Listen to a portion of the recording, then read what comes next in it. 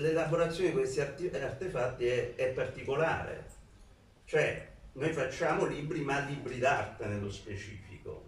Il libro d'arte, diciamo, è un qualcosa di molto variegato dal punto di vista formale, tecnico e artistico.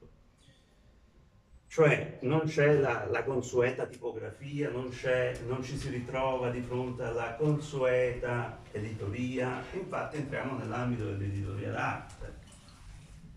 Quello che menzionava Sgambati rispetto a un discorso, diciamo, poco burocratico, no?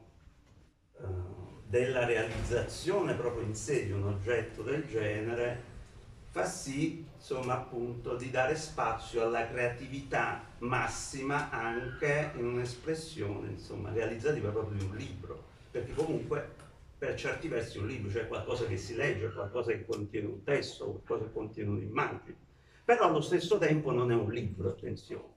Poi io inviterò ovviamente tutto il pubblico a sfogliare, ecco, perché questi oggetti, insomma, si devono vivere in un certo senso.